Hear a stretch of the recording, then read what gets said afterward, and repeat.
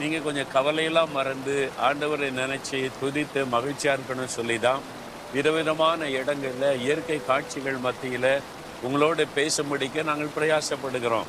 என் பிள்ளைகளே, நீங்க கவலைப்படாம சந்தோஷமா இருக்கணும் அப்படின்னு ஆண்டவர் விரும்புகிறார். இன்னைக்கு ஏதோ ஒரு காரியத்தை குறித்து நீங்க கவலைப்பட்டுட்டு இருக்கிறீங்க. பிள்ளைகளை குறித்து கவலைப்படுறீங்களா?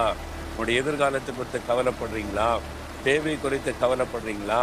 ஏதோ ஒரு வியாதி வந்துட்டு எனக்கு கவலைப்படுறீங்களா? ஏதோ ஒரு கவலை. பிள்ளைகளுக்கு திருமணம் ஆகலையே அப்படின்னு கவலைப்படுறீங்களா? குழந்தை இல்லையே அப்படின்னு கவலைப்படுறீங்களா? ஏதோ ஒரு கவலை. முக்கியமா நாளைய தினத்தை குறித்த கவலை, எதிர்காலத்தை குறித்த கவலை தான் நிறைய பேரை பாதிக்கிறது. ஏசு என்ன சொன்னார் தெரியுமா? மத்தேயு 6:34 நாளைய தினத்துக்காக கவலைப்படாதுங்க. இந்த அதிகாரத்தில் ஆண்டவர் சொல்லும்போது, உணவுக்காக கவலைப்படாதுங்க, உடைக்காக கவலைப்படாதுங்க, எதை குறித்து கவலைப்படாத